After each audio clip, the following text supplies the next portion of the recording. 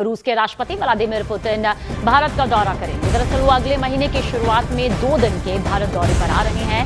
भारतीय विदेश मंत्रालय ने जो प्रेस नोट जारी किया है उसके मुताबिक व्लादिमीर पुतिन 4 दिसंबर को भारत आएंगे। पुतिन 23वां भारत रूस सालाना सम्मेलन में हिस्सा लेने के लिए पहुंच रहे हैं। पीएम मोदी पुतिन के बीच उच्च स्तरीय बातचीत भी होगी और रूस के साथ रणनीतिक साझेदारी पर भी चर्चा की जाएगी।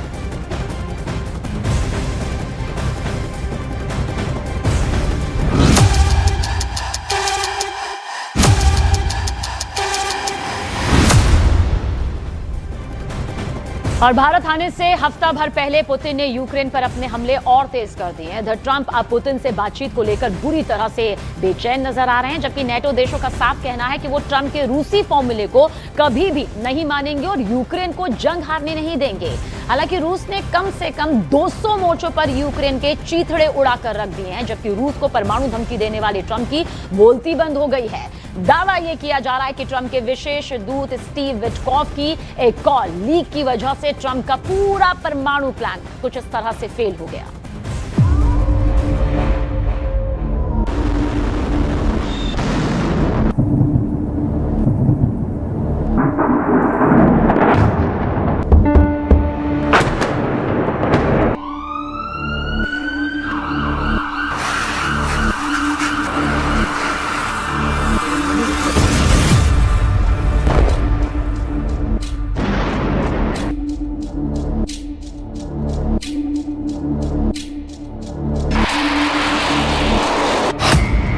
दो 200 मोर्चों पर खूनी जंग, पुतिन ने पलटी बाजी। पुतिन ने वाकई रूस यूक्रेन जंग में बाजी पलट कर रख दी है। जिस रूस ने 24 फरवरी 2022 को यूक्रेन पर भीषण हमले शुरू किए थे, आज उसी रूस की शर्तों पर युद्ध विराम की बातें हो रही है। हैरानी की बात तो ये है कि शांति समझौते को लेकर हो रही बातचीत के बीच रूस ने पूर्वी यूक्रेन के 200 मोर्चों पर अब भयंकर हमले शुरू कर दिए हैं। यूक्रेन की राजधानी कीव समेत यूक्रेन के 20 से ज्यादा शहरों पर रूसी हमलों ने कोहराम मचा दिया है। हम आपको दिखाने जा रहे हैं कि कैसे पुतिन ने पहले ट्रंप को अपने युद्ध जाल में फंसाया और फिर यूक्रेन पर तीखे हमले करके 32 देशों वाले नेटो को उसकी औकात दिखा दी है। आज यूक्रेन से लेकर यूरोप तक और यूरोप से लेकर अमेरिका तक सभी पुतिन के जंगी पैतरों के सामने चित हो चुके हैं। हम आपको दिखाने जा रहे हैं कि पूर्वी यूक्रेन के 200 मोर्चों पर कब्जा करके कैसे रूस पूर्वी यूक्रेन के लगभग 55% इलाके पर कब्जा करने वाला है। इस वक्त रूस यूक्रेन के Donetsk, Kherson, Kharkiv, Sumy, Chernihiv, Zaporizhzhia, Luhansk और कुपियांस्क में चुन चुन कर उन इलाकों पर हमले कर रहा है जहां यूक्रेनी सेना सबसे ज्यादा टक्कर देने की कोशिश कर रही है। जबकि कुछ रिपोर्ट के मुताबिक रूस यूक्रेन के पोक्रोवस्क पर 66% से ज्यादा इलाके पर कब्जा कर चुका है, जिसे यूक्रेनी सेना के लिए सबसे गंभीर और तगड़ा झटका माना जा रहा है। हैरानी की बात तो ये है कि हारते यूक्रेन को जिताने के लिए यूरोप और नेटो के 10 से 12 देश अभी भी एड़ी चोटी का जोर लगा रहे हैं, जिसमें नेटो देश Germany, France, Britain, Poland, 3 Baltic देश हर हाल में रूस की जीत को रोकने की कोशिश में जुटे हैं। लेकिन इस जंगी चक्रव्यूह की हम शुरुआत करते हैं यूक्रेन पर रूस के तूफानी हमलों से, जिसने यूक्रेन के पूर्वी मोर्चों का कचूमर निकाल कर रख दिया है। 200 मोर्चों पर रूस का तूफान चीर डाला पूर्वी यूक्रेन। हम आपको पिछले 24 घंटे में रूसी हमलों का वो सच दिखाने जा रहे हैं जिससे साबित हो रहा है कि रूस शांति समझौते से पहले ज्यादा से ज्यादा पूर्वी यूक्रेन के इलाकों पर कब्जा करना चाहता है। दावा तो यहां तक किया गया कि अमेरिकी राष्ट्रपति ट्रंप से मिले संकेतों के दम पर रूस ने यूक्रेन पर हमले 10 से 15 गुना तेज कर दिए हैं। आखिर यूक्रेन की आड़ में अमेरिका रूस के साथ कौन सा खेल खेल रहा है? पहले आप ये देखिए, रूस ने 24 घंटे में यूक्रेन पर कहां-कहां और कितने हमले किए हैं। पिछले 24 घंटे में रूसी सेना ने पूर्वी यूक्रेन के कम से कम 8 बड़े इलाकों पर तूफानी हमले किए हैं। दावों के मुताबिक यूक्रेन में लड़ाई तेज होने के साथ ही एक दिन में 200 से ज्यादा झड़पें हुई हैं। यूक्रेन की सेना का कहना है कि पिछले 24 घंटों में 216 मुठभेड़ें हुई है, जो पिछले हफ्तों में सबसे भीषण जंग है। दावों के मुताबिक रूस ने 41 हवाई हमले किए, 100 से ज्यादा गाइडेड बम से हमले किए, 3100 से ज्यादा आत्मघाती ड्रोन से हमले किए। यूक्रेनी ठिकानों और कस्बों पर लगभग 3000 तोप के गोले दाग दिए गए।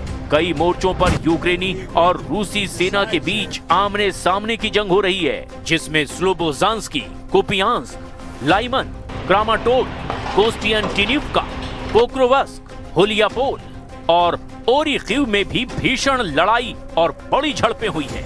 सेना ने आगे बताया कि लीमन और पोक्रोवस्क में सबसे ज्यादा खूनी हमले हुए हैं। यूक्रेनी सेना का यह दावा है कि रूस को काफी नुकसान हुआ है। पिछले 24 घंटे में अकेले पोक्रोवस्क क्षेत्र में 126 रूसी सैनिक मारे गए या फिर घायल हुए। यूक्रेन की सेना ने कहा कि सबसे भीषण लड़ाई ज़ापोरिज़िया के दक्षिण पूर्वी क्षेत्र के रणनीतिक शहर होलियापोल में हुई है, जहां रूसी गोलाबारी और ड्रोन हमलों में वृद्धि के बीच में सेनाएं जमीन से हर मीटर के लिए संघर्ष कर रही हैं। यूक्रेनी सशस्त्र बलों के जनरल स्टाफ ने दावा किया कि उनके बलों ने पिछले दिन 1140 रूसी सैनिकों को मार डाला या फिर घायल कर दिया। यूक्रेनी सेना ने यह भी दावा किया है कि उसने पिछले 24 घंटे में एक रूसी टैंक, 3 बख्तरबंद लड़ाकू वाहन, 21 तोपखाना इकाइयां, 214 ड्रोन और 2 विमान भी नष्ट कर दिए।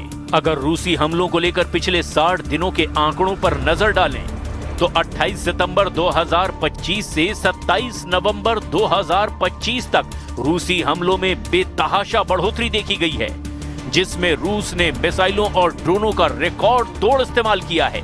यूक्रेनी वायुसेना के मुताबिक रूस ने पिछले 60 दिनों में 10,000 से ज्यादा ड्रोन हमले के लिए इस्तेमाल किए हैं, जिसमें से 70% रूस के शाहिद ड्रोन का इस्तेमाल किया गया, जबकि अलग अलग तरह के 500 से ज्यादा क्रूज और बैलिस्टिक मिसाइलों से रूस ने यूक्रेन पर पिछले 60 दिनों में हमला किया है।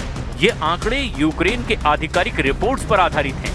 रूस का दावा है कि ये हमले यूक्रेन की सैन्य क्षमता को कमजोर करने के लिए है, लेकिन यूनाइटेड नेशन की मानवाधिकार निगरानी मिशन के मुताबिक ये नागरिकों पर अनुपातहीन प्रभाव डालते हैं और 2025 में कीव में नागरिक मौतों में 2024 की तुलना में 4 गुना बढ़ोतरी हुई है।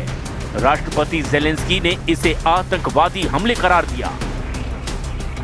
Значит, мы до сих пор получаем заходы о прекращении боевых действий там. Войска Украины уйдут из занимаемых ими территорий, вот тогда и прекратятся боевые действия. Не уйдут, ми доб'ємося этого вооруженим путем. От.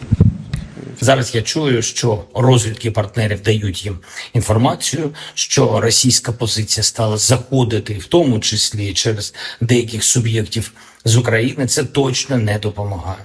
Є наша державна позиція, є українська гідність. Рухатись треба так, щоб її посилити, а не підважити. Розраховую, що мене почують зараз ті, кого це стосується. रूसी हमलों से यूक्रेनी शहरों में हाहाकार मचा हुआ है। रूसी सेना ने पूर्वी यूक्रेन के डोनेस्क में वासियुकीवका गांव पर कब्जा कर लिया और पोक्रोवस्क के 66% हिस्से पर नियंत्रण मजबूत कर लिया। सीवर्स्क में रूसी सेना को जबरदस्त बढ़त मिली है, लेकिन यूक्रेन ने कुपियांस्क में रूस के खिलाफ जवाबी हमला किया है, जो लगभग 25 वर्ग किलोमीटर में हो रहा है। रूसी सैन्य टुकड़ियां यूक्रेन के वावचांस्क के 80% हिस्से पर कब्जा करने के करीब हैं, लेकिन यूक्रेन ने कुछ मोर्चों पर वापसी करने का भी दावा किया है। रूसी सेनाओं ने गुलियापोल के उत्तर में बढ़त हासिल की है। У нас угрозы по-прежнему остается и стремление НАТО затащить в свою орбиту Украину. Членство этой страны в агрессивном военном альянсе, который провозгласил своей целью, так сказать, Россию, назвав ее угрозой безопасности во всех операционных средах, для нас неприемлемо. Я повторю еще раз, потому что суть деятельности НАТО – это противодействие нашей стране. रूस यूक्रेन युद्ध खत्म करने के अमेरिकी राष्ट्रपति डोनाल्ड ट्रंप के विवादास्पद योजना पर यूक्रेन के राष्ट्रपति जेलेंस्की भड़क गए हैं। यूरोप ने भी इस प्रस्ताव पर असहमति जाहिर की है। ऐसे में प्रस्ताव के लागू होने से पहले ही विवाद बढ़ गया है। अमेरिकी सीनेटरों ने भी इसकी कड़ी आलोचना की है। वहीं जर्मनी के फ्रेडरिक मर्ज ने तो दो टूक कह दिया है कि नेटो किसी भी कीमत पर रूस को जंग नहीं जीतने देगा। पिछले एक साल से रूस ने पश्चिमी रूस के कुर्स्क इलाके से यूक्रेनी सेना को पूरी तरह खदेड़ दिया है। अगर हम डॉनबास इलाके की बात करें तो इसके 78% इलाके रूस के कब्जे में हैं। डोनेस्क और लुहांस्क को मिलाकर पूरा डॉनबास पूर्वी यूक्रेन में आता है। यहाँ पर रूस की जबरदस्त बढ़त है और ऐसे हालात में अब रूस ने एक बार फिर से कुर्स्क इलाके में उत्तर कोरिया के सैनिकों को जंग में उतार दिया है।